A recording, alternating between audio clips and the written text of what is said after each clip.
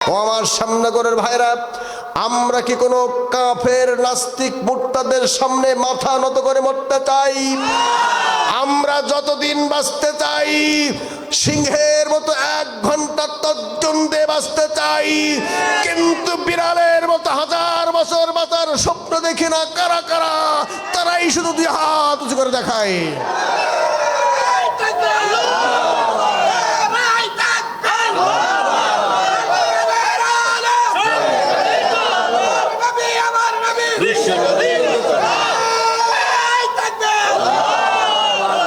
ও সামনগর কালীগঞ্জের ইসলাম বিদ্বেষী শক্তি পতিত পালিয়ে যাওয়া লোকেরা, তোমরা যারা কোরআনের মাহফিল বন্ধ করেছিলে, তোমরা যারা এরকম হাজার হাফিজিয়া মাদ্রাসা, কিন্ডারগার্টেন মাদ্রাসা, কওমি মাদ্রাসা, আলিয়া মাদ্রাসা বন্ধ করতে চেয়েছিলে, চামড়ার দাম এত পরিমাণে কমিয়ে দিয়েছিলে, একটি গরুর মূল্য 5 লাখ টাকা হলেও চামড়া বিক্রি হয়েছে 150 টাকা, 200 টাকা।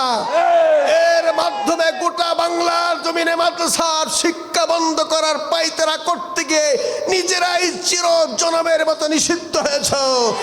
আগামী 100 বছর পর্যন্ত আওয়ামী লীগ নামে কোন দল বাংলার জমিনে থাকবে না, থাকবে না, থাকবে না।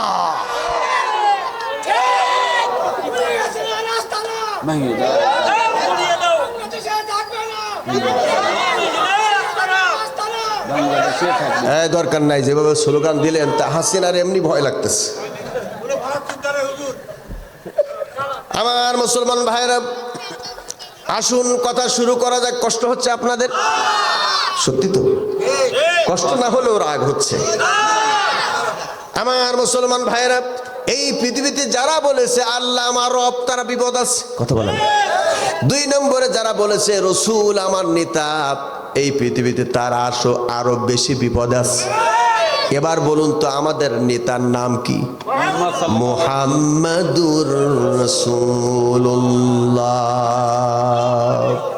এই কথা যদি আমি বলতাম আপনাদের মধ্যে মারামারি ফাড়াফাড়ি হয়ে যেত, কিন্তু এই কথা বলেছেন, আমাদের সৃষ্টি করেছেন যিনি, তিনি বলেছেন রসুল তোমাদের নেতা।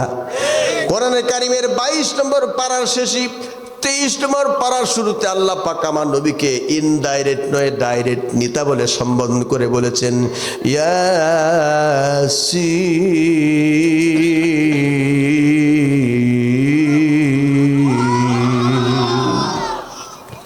সোজা আল্লাহ পাক বলেছেন ইয়া মানে হলো হে, আর সিন মানে হলো সাইয়্যিদ। সাইয়্যিদের অর্থ হলো নেতা, যাকে ইংলিশে বলা হয় আওয়ার লিডার। সুবহানাল্লাহ বলতে ইচ্ছা হয় না? আস্তে করে কান লাগান, আমি বিষয়টা আপনাদের সামনে একেবারে খুলে খুলে অল্প সময়ের ভিতরে বলছি। আল্লাহ পাক আমার রসুলকে ইনডাইরেক্ট নেতা বলেছেন না ডাইরেক্ট? ইয়াসিন মানে হলো হে নেতা। সুবহানাল্লাহ বলতে ইচ্ছা হয় না? আচ্ছা, এই নেতা আমাদের মধ্য থেকে আল্লাহ পাক আমাদের মতো মানুষ, কিন্তু একটু পার্থক্য আছে। কুল ইন্নামা ইউহা ইলাইয়া আন্নামা ইলাহুকুম ইলাহু ওয়াহিদ। আল্লাহ পাকের নবী, বিশ্ব নবীর কাছে আল্লাহ পাক কোরআন নাজিল করার পরে নবীকে বললেন, নবী আপনি বলুন আমি মানুষ, তোমরা তো মানুষ, কিন্তু পার্থক্য হলো আমার কাছে আল্লাহর পক্ষ থেকে ওহী আসে, তোমাদের কাছে ওহী আসে না। এই হলো পার্থক্য। আমার ভাইরা, আমার বন্ধুরা, নবীজিকে আল্লাহ পাক আমাদের ভিতর থেকে নেতা বানালেন, আমাদের ভিতর থেকে তিনি আল্লাহর পক্ষ থেকে নেতা নিযুক্ত করলেন। আল্লাহ পাক আবার অন্যত্রে বলেছেন, আল্লাহ পাক আরো সুন্দর করে মানুষকে বলেছেন, একটু বসা যাবে না তাড়াতাড়ি, ডিস্টার্ব হয় মানুষ থাকা, একটু জিকির করেন লা ইলাহা ইল্লাল্লাহ, লা ইলাহা ইল্লাল্লাহ, লা ইলাহা ইল্লাল্লাহ,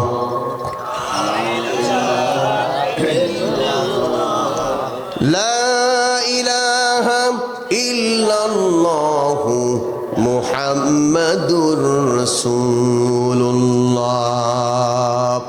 এদিকে তাকান আমার ভাইরা, আল্লাহ পাক বলেছেন আমি তামাম বিশ্বের মানুষকে জানিয়ে দিচ্ছি ফানা وربك لا يؤمنون حتى يحكموك فيما شجر بينهم ثم لا يجدوا في أنفسهم حرجا مما قضيت ويسلموا تسليما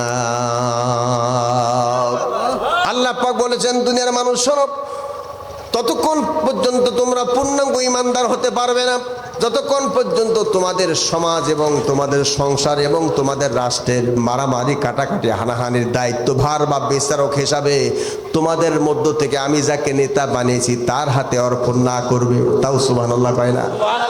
একদিক দিয়ে নবী আমার নেতা, আরেক দিকে নবী আমার বিচারক। সুবহানাল্লাহ। এবার বলুন নেতা বানালেন কে? আল্লাহ। বিচারক বানালেন কে? আল্লাহ। এখন আপনি বলতে পারেন হুজুর এখানে আবার কৌশলের রাজনীতি কেন ঢুকলো? তিনি তো নবী, তিনি আবার নেতা হতে যাবেন কেন? আমার বাংলাদেশের মানুষেরা আরবিতে নবীকে নেতা মানে, কিন্তু বাংলায় নেতা বলতে গেলে খুবই কষ্ট লাগে। এই বাংলাদেশের লোকেরা বলে রাজনীতি করবে হলো মদের বোতল যারা টানে, যারা স্কুল ভার্সিটিতে পড়ে পড়ে উচ্চতর ডিগ্রি নিয়েছে তারা রাজনীতি করবে, হুজুররা থাকবে খানকায় মসজিদে মক্তবে, ওরা কেন রাজনীতি করে? কথা বলে না কেন?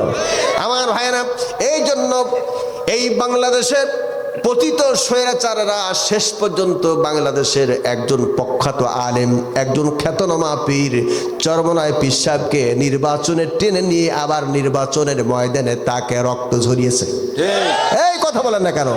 আমার ভাইয়েরা, এই বাংলার জমিনে শুধুমাত্র চরমনা পীর সাহেবকে হেনস্থা করে নাই, এই বাংলার জমিনে আমার খুলনায় যিনি দ্বিতীয় স্ত্রী বিবাহ করেছিলেন তার নাম হলো আল্লাহ মামুনুল হক, তাকে মিথ্যা মামলা দিয়ে জেলখানায় দীর্ঘদিন ধরে রিমান্ডে রেখে রেখে তাকে পঙ্গু করে দেওয়ার মতো তাকে করেছে। আমার ভাইয়েরা, শেষ পর্যন্ত বাংলার জমিনে সব থেকে খ্যাতনামা এই পৃথিবীর মধ্যে 16তম শ্রেষ্ঠ আলেম আল্লামা শহীদ মতিউর রহমান নিজামী, যিনি এই পৃথিবীর মধ্যে শ্রেষ্ঠ আলেমের মধ্যে তিনি 16তম শ্রেষ্ঠ আলেম, তাকে ফাঁসির রাষ্ট্রে কাষ্টে ঝুলায়া এরপর কাষ্ট থেকে নামায়া গলার উপরে ঘাড়ের উপরে পোজ দিয়া তার ঘাড়ের দড়াটা কেটে দিল, হাতের উপরে পোজ দিয়ে রগগুলো কেটে দিল, পায়ের রগগুলি কেটে দিল। তার লাশটা যখন বহন করি, যখন তার পাবনা, যখন তার নিজ জেলায় সাতক্ষীরা উপজেলায় জগন্নাথপুর গ্রামে যখন নিয়ে আসলো, লাখো লাখো মানুষের সমাগম হলো। আমার ভাইরা, পুলিশ সেদিন বেদম প্রহার করলো, কারণ পুলিশ সেদিন ওদের নাম ছিল সেবাই, ছিল পুলিশের ধর্ম, কিন্তু সেবাটারে 15 বছর তারা একটি দলীয় রাজনীতিতে নিজের সংগঠনকে তারা পরিচয় দিয়েছে। ও মুসলমান ভাইরা, আমরা আমাদের নিজের ঐতিহ্যকে সব হারিয়ে ফেলেছি। আজকের যে পুলিশরা এই দেশে আইন কার্য চালিয়েছে, সেই আজকের আমাদের দেশের প্রধান একজন বিচারপতি, নাম ছিল শামসুদ্দিন, সভা শেষে নীল মানিক। এই মানিক যখন আল্লামা সাইদি সহ এই বাংলাদেশের শহীদি রক্ত স্নাতক শহীদি কাফেলার নেতৃবৃন্দকে যখন ফাঁসির রায় কার্যকর করার জন্য সে যখন তার কলম দিয়ে লিখলো, লেখার পরে একটা গুড দিল যে আমি আমার জীবন সফলতায় পৌঁছেছি। আল্লামা সাইদি সেদিন চোখের পানি ছেড়ে দিয়ে কেঁদেছিলেন আর বলেছিলেন, আল্লাহ এত বড় ক্ষতি আমার যারা করে দিল, আল্লাহ তুমি জাতির সামনে তাদের উলাঙ্গ করে দিও। আমার ভাইরা, 5ই আগস্টের পরে যখন আস্তে করে ওই মানিক সাহেব পালাতে গিয়ে ভারতে যখন পালাতে গিয়েছিল, আমার ভাইরা পালাতে গিয়ে শেষ পর্যন্ত একটা কলা পাতার উপরে কাঠ হয়ে শুয়ে থাকলো, কিন্তু অন্ডকোষের বিচি একটা ফুসে গেছে। এই অপমান, এই অপদস্থ কে করার মালিক? আরো জোরে বলুন, কে করার মালিক? ও আমার মুসলমান ভাইরা, আদালতকে তারা গ্রহণ করেছিল, নিজেরা ফোন করে বলতো এটা রায় দাও, তাই রায় দিয়েছে। কথা বলে না কেন? যতগুলি পুলিশ তখন আমরা দেখতাম সেই সময় 3টা জিনিস ছিল। গভীর রাত্রে তো রাস্তায় 3টা জিনিস পাওয়া যায়, একটা হলো বক্তা, কুত্তা, পুলিশ, তাই না? ঠিক ঠিক। শুনতে কেমন লাগে? বক্তা, কুত্তা, পুলিশ। রাত্রে গভীর রাত্রে আমরা বক্তারা মাহফিল করে যাই, যেমন আমার গাড়ি এখানে দাঁড়ানো আছে, আমি আপনাদের এখানে কয়টায় ছেড়ে দেবো আমি নিজে ঠিক করছি যে এই কয়টায় ছেড়ে দেবো। এখান থেকে যখন রওনা দিয়ে যাব আমরা রাস্তায়, আমার বক্তারা রাস্তায় আর কেউ থাকে না। দ্বিতীয়ত থাকে নিরাপত্তার জন্য পুলিশ, আর একটা ট্রাফিকের দায়িত্ব পালন করতে থাকে ঘেউ ঘেউ। কথা কর না কেন আপনারা? আমার ভাইয়েরা দুঃখ ভিতরে চাপা আছে, কারণ আমি আমার জীবনে 22 বছর বক্তৃতার ভিতরে 16 বছরের মধ্যে আমি আমার জীবনে 8 বার জেল খেটেছি। আমার ভাইয়েরা, আমি যখন উত্তরবঙ্গে কোথাও মাহফিল করতে গিয়েছি, মাহফিল করে যখন ফিরে আসতেছি তখন গভীর রাত হয়েছে, রাত 1টা-1:30 বেজেছে। আমার গাড়ি চেক করেছে, আপত্তি নাই। আমার শরীর চেক করেছি, আমার পকেটের মধ্যে হাত দিয়েছে, আপত্তি নাই। পায়জামার পকেটে হাত দিয়েছে, আপত্তি নাই। মুরব্বী বাবাজিরা আছেন, কথা বলতে দ্বিধাবোধ করছে, কিন্তু না বললেও তো উপায় নাই। এমন নেককার কাজ তারা করেছে, তারা আন্ডার প্যান্টের মধ্যে হাত ঢুকা পর্যন্ত চেক করেছে ওখানে কিছু আছে নাকি। এমন অপকর্ম করার কারণে আজকের বাংলাদেশের হাজার হাজার পুলিশেরা এখনো তাদের কর্তব্য স্থানে ফিরতে পারে নাই। আরে বিচারপতি কে? কে বিচারপতি? কে? আমার ভাইয়েরা, বিচারপতি তো আসল বিচারপতি একমাত্র কে? আলাইসাল্লাহু বিআহকামিল হাকিমিন। আমি আল্লাহ থেকে আর শ্রেষ্ঠ বিচারক কে আছে? আমি আল্লাহ কি তোমাদের জন্য একমাত্র উপযুক্ত বিচারক নই? আল্লাহ পাক বলেন, আমি ধরি ধরি ধরি না, ধরলে কিন্তু ছাড়ি না। আমি দেখি কতদূর বাড়তে পারো। তোমার যখন 16 আনা পড়ে গিয়েছে, আমি আল্লাহ পাক এমন করে একটা টান দিয়েছি, এক টানে এমন পালিয়ে দিয়েছ। প্রধান বিচারপতি সূত্র আজকের 32 নম্বর ধানমন্ডিতে শুধু ভেঙে চুরমার করে নাই, বাংলার জমিনে কোথাও তথাকথিত বাকশাল কায়েম করেছিল যারা, তথাকথিত জাতির পিতার নামটা বাংলাদেশের কোথাও যদি কেউ দেখাতে পারেন, আমি আর বাংলাদেশে কোথাও আওয়াজ করব না।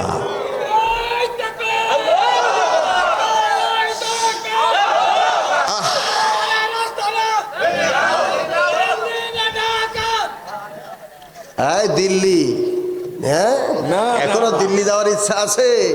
দিল্লি না ঢাকা? আমার ওই সোনার ভাইরা ওখানে স্লোগান দিতে তারা আমার আপামনির হাউসটা ঘেরাও করে ফেলেছিল।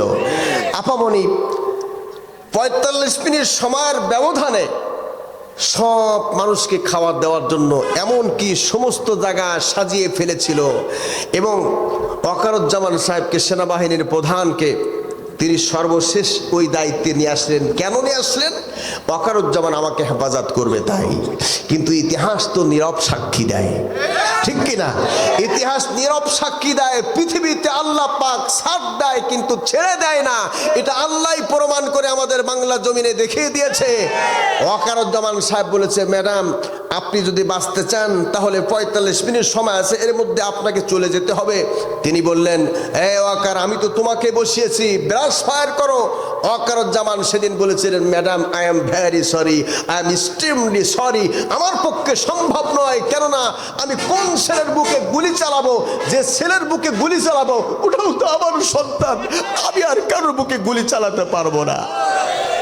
আমার ভাইরা, এদেশে ইসলামের জন্য, তাওহীদের জন্য, কালেমার জন্য যে সমস্ত ভাইরা শহীদ হয়েছে, এই শহীদ ভাইদের মাকে, আব্বাকে আল্লাহ পাক তো সালাম জানায়, ফেরেশতারাও সালাম জানায়।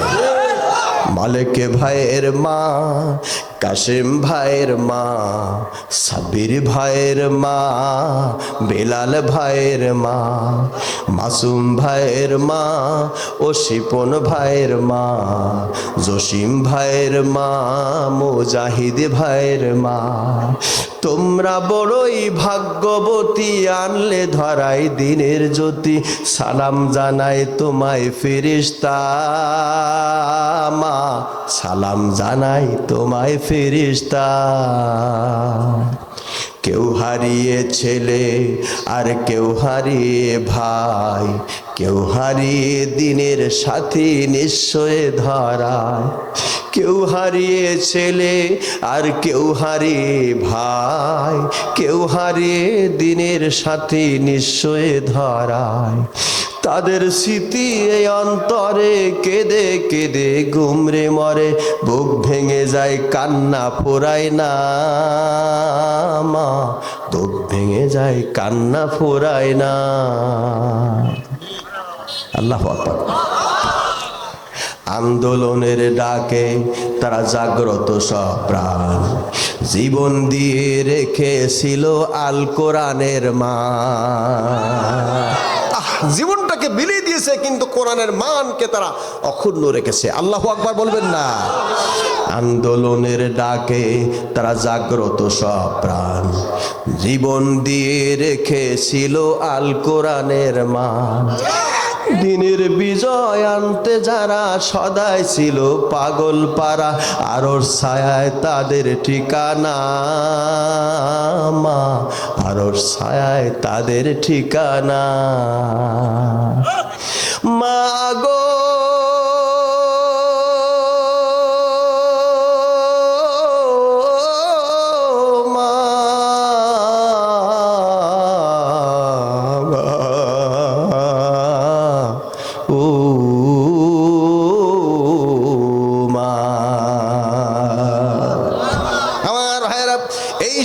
শহীদের মাদেরকে আল্লাহ পাক সালাম জানায় নাই, ফেরেশতারা সালাম জানেই বলেছে, ও আল্লাহর বান্দা বান্দিরা কাঁদিস না, তোদের সন্তানের রক্তের বিনিময় এ দেশের আকাশে বাতাসে কালিমার পতাকা একদিন উড়বে। ছুটে আয় শাহজালালের নির্ভীক সৈনিকেরা, খতম কর গোবিন্দরই চালাচা গুন্ডা গোলাম। ঠিক কিনা? ছুটে আয় শাহজালালের নির্ভীক সৈনিকেরা, খতম কর গোবিন্দের এই চালাচা মুন্ডা গোলাম। অলিদের এই ভূমিতে বিপ্লবেরই মশাল জ্বালা, ছুটে আয় শাহজালালের নির্ভীক সৈনিকেরা, খতম কর গোবিন্দের এই চালাচা মুন্ডা গোলাম। কথা বলেন না কারো? আমার বাংলাদেশের মানুষের অবস্থা ঠিক এরকম হয়েছে, ওরা মার খায় খাক, আমি হিন্দু মানুষ ভিড়ির মধ্যে যাব না। কথা কয় না? এই কথা বলে না কেন? আমরা কিছু মুসলমান আছি, এক মুসলমান মার খাই, জেলে যায়, জীবন দেয়, রক্ত দেয়, আমরা কিন্তু পাশে দাঁড়ায় দাঁড়ায় দেখি আর তামাশা করি। আবার কিছু মুসলমান আছে মনে করে আমার তো ওগুলি দরকার নাই, আমি মসজিদের কোনায় বসে বসে আল্লাহ বিল্লাহ করব, জিকির করব। জিকির করতে করতে কারোর পায়জামাও নাই, লুঙ্গিও নাই, জিকির করতে করতে উলমাত হয়ে গিয়েছে। এবার জিকির শেষে আল্লাহর কাছে হাত তুলে দোয়া করে কাঁদে আর বলে, যত নকঙ্গ রিয়া মানুষ আল্লাহ বানাইয়া কেমনে দে বাবা জাহান্নামে ফেলিয়া, ভালো তওবা কইরা আবার তওবা ভাঙ্গিলা, অবশেষে তওবা নসুহা করিলাম। আল্লাহ তুমি যদি মাফ না করো বান্দারে, বান্দা বলো যাবে এখন কার কাছে? আল্লাহ বলে, সিটারি করার জায়গা তুই কি পাইলি না? ও তো চোখের সামনে ইসলাম বিলুপ্ত হয়, তুই কেন প্রতিবাদ করলি না? এই কথা বলেন না কেন? এবার আমার ভাইয়েরা একটি সত্য কথা আপনাদের কাছে জানতে চাই। আমার ভাইয়েরা জবাব দিন তো, নামাজ পড়া কার হুকুম? হলো নামাজটা থাক, আমি আর ওয়াজ করবো না, এখন মোনাজাতের দিকে যাব। আমরা সবাই মোনাজাতের জন্য প্রস্তুতি নেই, সবাই পড়ি আল্লাহুম্মা সাল্লি আলা মুহাম্মাদ ওয়া আলা আলি মুহাম্মাদ কামা সাল্লাইতা আলা ইব্রাহিম। কারণ আমি ঘুমন্ত ময়দানে আগে কথা বলতাম, এখন আর কথা বলি না। মোনাজাত ছাড়া কোনো রাস্তা নাই। এবার তাহলে বলুন, নামাজ কার হুকুম? পিছনের লোকদের তাবারক বেশি করে দিবেন তো। তাবারক আছে নাকি? নাই। ও তাবারক ছাড়াই মেহমান। হ্যাঁ, এটা পাবনার ভাষা বলে কেবা করে হয়। পাবনার লোকেরা যেহেতু ওই অঞ্চলে বেশি প্রোগ্রাম করি, তো পাবনার লোকেরা বলে, এ গাদা এ কেবা করে হয়, তোকে লিয়ে আসলাম তাবারক খাইবার, তোকে তাবারক দিল না। বোঝেন না কথা? এবার সবাই এক বাক্যে জবাব দিবেন, আমার ভাইয়ের নামাজ কার হুকুম? যারা বললেন না, আমি মনে করবো সব ভারতপন্থী। আপনি তাকা দেখবেন, আপনার ডান ভাই যারা বলছে না, বুঝবেন ওগুলো ভারতপন্থী, ওগুলো সব ইহুদিপন্থী। সেজন্য আসল কথা ওরা হাত মারতেছে না। জবান খুলে বলুন, নামাজ কার হুকুম? রোজা কার হুকুম? যাকাত কার হুকুম? এবার সবাই বলুন তো, নামাজ সুন্নাত না ফরজ? রোজা কি? পর্দা কি? আমার ভাইয়েরা, নামাজ যেমন ফরজ, রোজা যেমন ফরজ, যাকাত যেমন ফরজ, হজ যেমন ফরজ, আল্লাহ জমিনে নামাজ রোজার মতো করে ইসলামী রাজ কায়েম করা, ইসলামী আন্দোলন করা একই রকম ফরজ। আমরা সব ছেড়ে দিয়েছি। আল্লাহ জমিনে দিন কায়েম হোক, এটা আমরা যারা চাই না, বুঝতে হবে ওটা মূর্খের স্বর্গের রাজ্যে বসবাস করছে। আমি আমার কথায় ফিরে আসি। আমার ভাইয়েরা, কথা লম্বা হয়ে যায়, আমি যত খাটা করতে চাই তত কথা লম্বা হয়ে যায়। আমার ভাইরা, আল্লাহ পাক আমাদের জন্য একজন নেতা দিয়েছেন। জবান খুলে বলুন, নেতার নাম কি? মুহাম্মাদুর রাসূলুল্লাহ। কি মধুমাখা নাম আল্লাহ পাক দিয়েছেন। আবার জবান খুলে বলুন, মুহাম্মাদুর রাসূলুল্লাহ। আমার দিকে কান লাগান। এই যে আমার 5টা আঙ্গুল, এই পাশে 5টা, এই পাশে 5টা, আঙ্গুল কয়টা? 10টা। আরো জোরে। তাও কথা বলে না, সবাই বলুন তো কয়টা আঙ্গুল? তাকাইছেন সবাই? আমার ভাইয়েরা, আরবিতে আমরা নবীকে আল্লাহুম্মা সাল্লি আলা সাইয়্যিদিনা বলি, আমাদের সর্দার বলি, কিন্তু বাংলা ভাষা আমরা এটাকে গ্রহণ করতে চাই না, নবীকে নেতা বলে মানতে চাই না। কিন্তু বাংলা ভাষার জন্য এই পৃথিবীতে একটি জাতি তার নিজের মাতৃভাষার জন্য জীবন দিয়েছে, সেই জাতির নাম হলো এই বাংলাদেশের মানুষ। নিজের মাতৃভাষার জন্য জীবন দিয়েছে। অন্য কোনো পৃথিবীতে অন্য কোনো রাষ্ট্র নাই যে দেশের মাতৃভাষার জন্য মানুষ জীবন দিয়েছে। একমাত্র পৃথিবীর ইতিহাসে, পৃথিবীর মানচিত্রে এই বাংলাদেশ তার একেবারে উজ্জ্বল নক্ষত্র। ঠিক কিনা? কথা বলেন ঠিক কিনা? আমার ভাইয়েরা, এই বাংলা ভাষার জন্য আমার ভাই রফিক, সালাম, বরকত, জব্বারেরা জীবন দিয়েছে এই মাতৃভাষার জন্য। কিন্তু আমরা মাতৃভাষা দিয়ে যখন নবীকে নেতা মানতে চাই, তখন আমাদের চুলকানি শুরু হয়ে যায়। আমরা যখন ছোট্টবেলায় স্কুলে পড়েছি, তখন আমাদেরকে দেশপ্রেম শিক্ষা দেওয়া হয়েছে। স্কুলে যখন গেছি, তখন আমাদের এইভাবে দেশপ্রেম শিক্ষা দিয়েছে, আমার সোনার বাংলা আমি তোমায় ভালোবাসি। ঠিক না? ছোট্টবেলায় স্কুলে গেলে পরে আমাদের এইভাবে শিক্ষা দিয়েছে দেশপ্রেম কাকে বলে। দেশপ্রেম শিক্ষা দেওয়া হয়েছে, কিন্তু এখানে একটা সমস্যা আছে। আবার জাতীয় সঙ্গীত ওই অন্যভাবে ব্যবহার করা হয়েছে, আমার সোনার বাংলা আমি তোমায় ভালোবাসি। গভর্নমেন্টের ক্ষমতায় যাইয়া গরিবের মাল লুটে পুটে খাই, দরিদ্রের গলায় লাগাই দুঃখের ফাঁসি। সোনার বাংলা আমি কি তোমায় মাগনাই ভালোবাসি। আমার ভাইরা, দেশ প্রেম যদি সত্যি এই পৃথিবীর কোন মানুষের মধ্যে থেকে থাকতো, সে হলো আবার নবী মুহাম্মদ রাসূলুল্লাহ সাল্লাল্লাহু আলাইহি সাল্লাম। আল্লাহ পাক তার মধ্যে দেশপ্রেম দিয়েছিলেন। নবীজি মক্কা ছেড়ে যখন চলে যাচ্ছেন মদিনাতে, বারংবার মক্কার দিকে তাকাচ্ছেন আর বলতেছেন, ও মক্কাবাসী, তোদের বুকে আমাকে থাকতে দেওয়া হলো না, আমি চলে যাচ্ছি। আল্লাহ পাক আমার নবীকে সান্ত্বনা দিয়ে বলছেন, নবী হে, আপনি চিন্তা করবেন না, অল্প সময়ের মধ্যে আমি আল্লাহ পাক আপনাকে আবার আপনার মাতৃভূমিতে ফেরাই দিব। সুবহানাল্লাহ। কালকে সকালে বলে আপত্তি।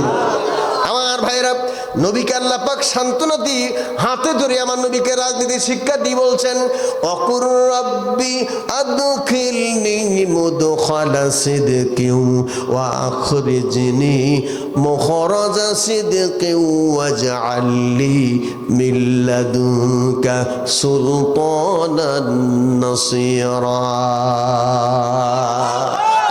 আমার নবীকে হাতে ধরে রাজনীতি শিক্ষা দিচ্ছেন। অকুর, হে নবী, রব্বি, হে আমার রব, আদখিলনি, আপনি কি আমার কাছে চান, আদখিলনি মুদখালা সিদকি, হে নবী আপনি আমার কাছে বলুন, হে আমার রব, আমাকে আপনি সত্য সহকারে প্রবেশ করান। ও আখরিজনি মুখরাজা সিদকিউ, হে আল্লাহ আপনি আমাকে সত্য সহকারে বের করে দেন। আর ওয়াজা আল্লি, আপনার পক্ষ থেকে আমাকে দান করেন সুলতানান নাসিরা, আমাকে রাষ্ট্রীয় ক্ষমতা দান করেন। সুবহানাল্লাহ বলতে ইচ্ছা হয় না? তাহলে রাষ্ট্রীয় ক্ষমতা আল্লাহ কাকে দেন? যাকে আল্লাহ রাজনীতির শিক্ষা দিচ্ছেন তাকেই তো রাষ্ট্রীয় ক্ষমতা আল্লাহ পাক দিচ্ছেন। কথা বলেন না?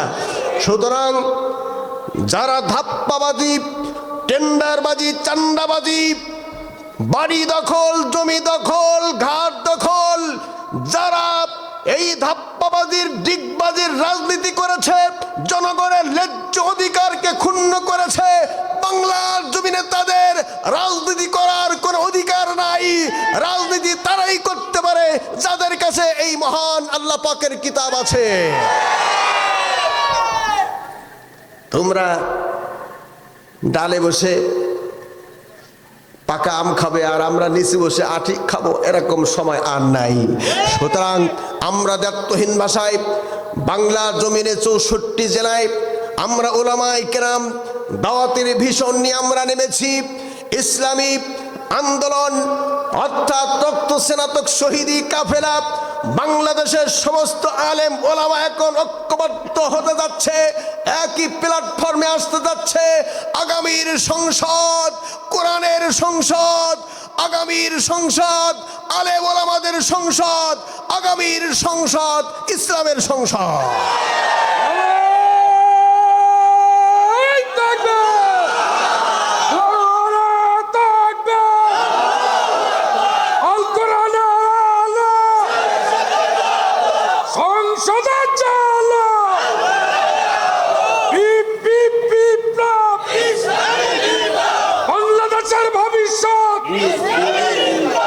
মারহাবা, আলহামদুলিল্লাহ। শ্যামনগরের মানুষকে আমি খুলনা থেকে আবারও একবার থ্যাংক ইউ, মোবারকবাদ, ধন্যবাদ জানাই যে আপনারা নতুন করে ইমানি শক্তিতে বলিয়ান হচ্ছেন।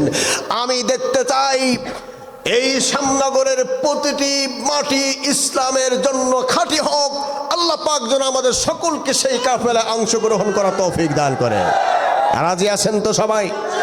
কারা কারা রাজি আছেন? দুই হাত উঁচু করে আমার আল্লাহকে দেখিয়ে দেন, আয় আল্লাহ আমি আমার রক্তবিন্দু দিয়ে হলেও বাংলার জমিনে ইসলামী রাজ কায়েম করার সেই রক্ত স্নাতক শহীদি কাফেলায় অংশগ্রহণ করে আমার জীবনটাকে বাজি রেখেছি। যে জীবন বাজি রেখে আমার ভাই সাইদ, যে জীবন বাজি রেখে দ্বিতীয়বার বাংলার মানচিত্রে নতুন করে স্বাধীনতা যারা দিয়ে গেছে, তাদের রক্তের সঙ্গে আমরা বেইমানি করব না। আমরা আমাদের জীবনকে বিলিয়ে দিব, বিনিময়ে বাংলার আকাশে বাতাসে কালিমার পতাকা উড়বে। এই দৃশ্য দেখে আমরা মরতে চাই।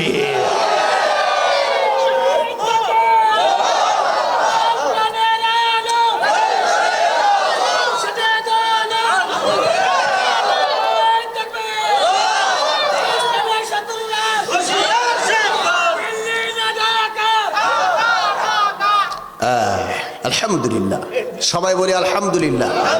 একটু জোরে আওয়াজ করে বলি আলহামদুলিল্লাহ। তাহলে আমাদের রবকে, আমাদের নেতাকে, নেতাও আল্লাহ। এতক্ষণ তাহলে আমি কি উলুমনে মুক্ত ছড়ালাম?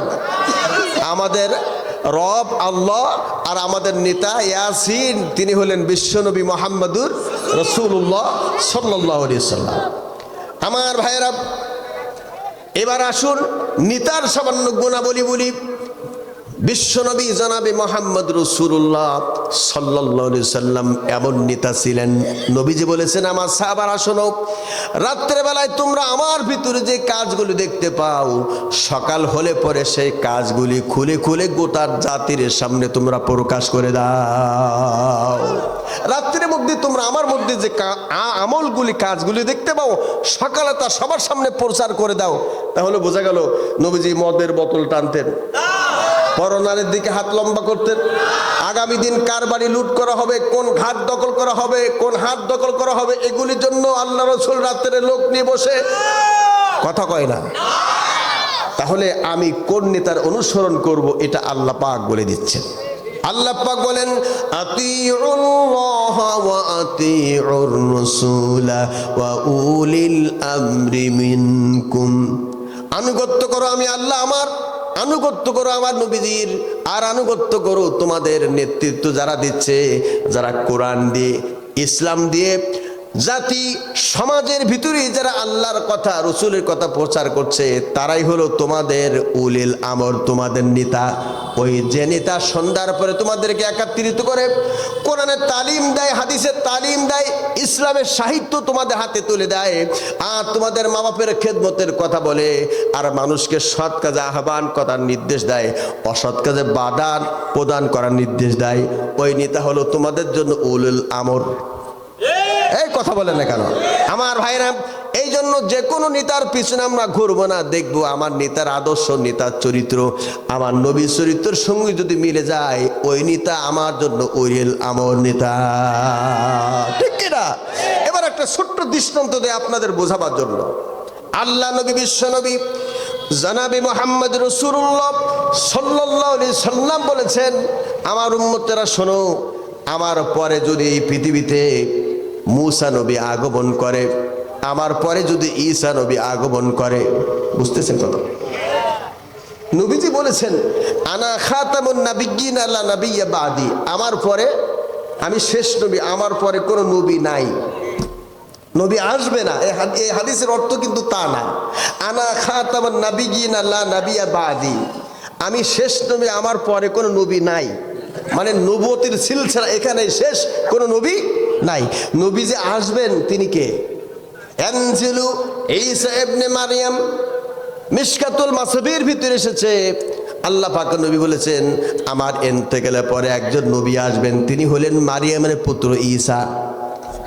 এই জন্য নবীজি দেখেছেন কত কৌশলগতভাবে রাসূল কারীম সাল্লাল্লাহু আলাইহি ওয়াসাল্লাম বলেছেন আনা খাতামুন নাবিয়্যিন লা নাবিয়্যা বাদি। উলামায়ে কেরাম মঞ্চে আসেন, আমার থেকে বড় বড় উলামায়ে কেরাম এখানে আছেন, আর শ্যামনগর উলামায়ে কেরামের ভান্ডার। কথা বলেন না কেন? এখানে কথা বলা খুবই মুশকিল, খুবই কষ্ট, সামান্য 19 থেকে 20 হলেই ধরে বসে।